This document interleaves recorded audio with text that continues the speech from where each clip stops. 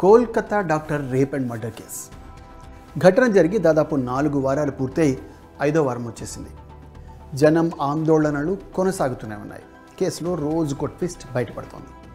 ఈ నేపథ్యంలో గడిచిన 2-3 రోజులుగా ఏం జరుగుతోంది? అటు రాజకీయంగా ఈ కేసు ఎలాంటి మలుపులు తీసుకుంటోంది? అలాగే దీనిపై విచారణ చేస్తున్న సిబిఐ ఏం చెబుతోంది? ఆర్జీకర్ ఆసుపత్రి మాజీ ప్రిన్సిపల్ విషయంలో సుప్రీంకోర్టు ఏం చెప్పింది? అలాగే తన బిడ్డ గురించి తల్లి తాజాగా రాసిన లేఖ సారాంశం ఏంటి? ఈ డీటెయిల్స్ 1 by 1 ఇప్పుడు మీకు వివరించే ప్రయత్నం చేస్తాను.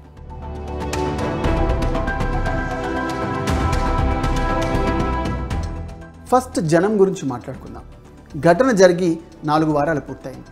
సాధారణంగా జనాలు, మీడియా అంతకు మించిన ఘటన దేశంలో ఇంకేదైనా జరిగితే ఎంత పెద్ద విషయమైనా సరే ఇట్ట మర్చిపోతారు. కానీ కోల్కతా డాక్టర్ విషయంలో జరిగిన దారుణం ఇంకా జనమే కాదు, మీడియా కూడా మర్చిపోలేకపోతోంది. బుధవారం నిరసన ప్రదర్శనలో పాల్గొనాలని జస్ట్ సోషల్ మీడియాలో ఇచ్చిన ఒక చిన్న పిలుపుకే కోల్కతా నగర వీధులు కిటకిటలాడిపోయాయి. జాతీయ పతాకాలు చేతపట్టుకుని పెద్ద ఎత్తున జనం రోడ్డెక్కారు. నిర్వాహకులు కూడా ఆ స్థాయిలో జనం వస్తారని ఊహించలేకపోయారు.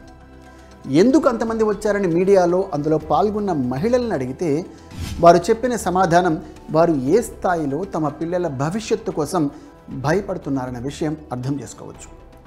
ఆందోళనలో పాల్గొన్న ఓ తల్లి, ఈరోజు నా నిరసనను ప్రభుత్వానికి తెలియజేయకపోతే రేపు నా బిడ్డ భవిష్యత్ ప్రమాదంలో పడకుండా ఉండదని గ్యారంటీ ఏంటి అని అన్నారు. నిజానికి ఆమె ఒక్క మాట చాలు ఈ ఘటన యావత్ దేశాన్ని, దేశంలో ఉన్న ఆడపిల్లల్ని, మహిళల్ని ఏ స్థాయిలో బాధ పెట్టిందో చెప్పడానికి.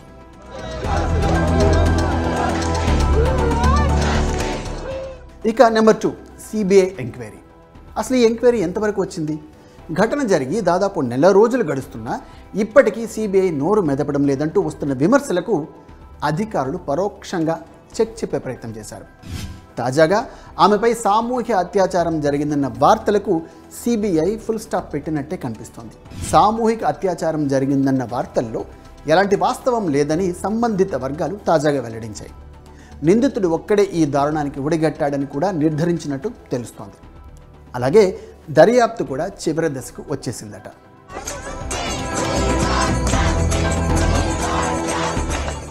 ఇక నెంబర్ 3, ఆర్జీకర్ ఆసుపత్రి మాజీ ప్రిన్సిపల్ సందీప్ ఘోష్ సంగతి. ఇప్పటికే ఆ సార్ను పోలీసులు అరెస్ట్ చేశారు. ఈ కేసులో హైకోర్టు నిర్ణయాన్ని కొట్టేయాలంటూ సుప్రీంకోర్టును ఆశ్రయించారు ఈ పెద్ద మనిషి. బట్ సుప్రీంకోర్టులో కూడా ఆయన గారికి చుక్కెదురైంది. అత్యున్నత న్యాయస్థానం అతగాడి పిటిషన్ను డిస్మిస్ చేసింది. మరోవైపు ఆయన గారింటిపై ఈడీ రైడ్స్ జరిగాయి.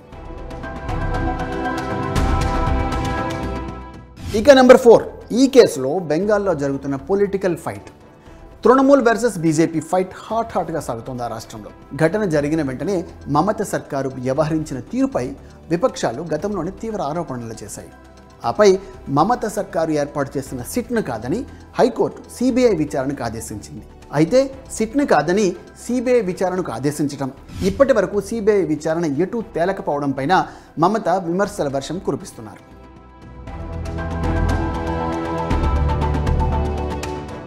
మరోవైపు కొద్ది రోజుల క్రితం మమత సర్కారు అసెంబ్లీలో అపరాజిత పేరిట ఓ బిల్లు తీసుకొచ్చింది.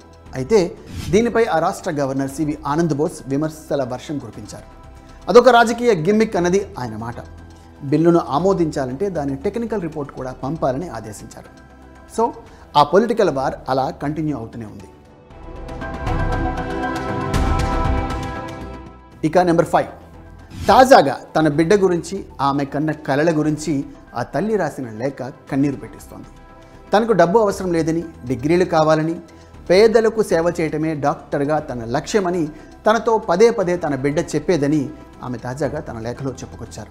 తన బిడ్డలో డాక్టర్ కావాలన్న స్ఫూర్తిని నింపింది ఉపాధ్యాయులేనని, వారికి తన సెల్యూట్ అంటూ రాసుకొచ్చిన లేఖ అందరి గుండెల్ని పిండేస్తోంది. సో మొత్తంగా ఈ కేసులో ఇప్పటి వరకు ఉన్న అప్డేట్స్ ఇవి. బహుశా రాబోయే 2-3 రోజుల్లో సిబిఐ దర్యాప్తు ముగిస్తే కేసుకు సంబంధించిన మరిన్ని వివరాలు బయటపడే అవకాశం ఉంది. అంతవరకు ఈ కేసు విషయంలో బెంగాల్లో జరుగుతున్న రాజకీయ రగడ కంటిన్యూ అవ్వక తప్పదు.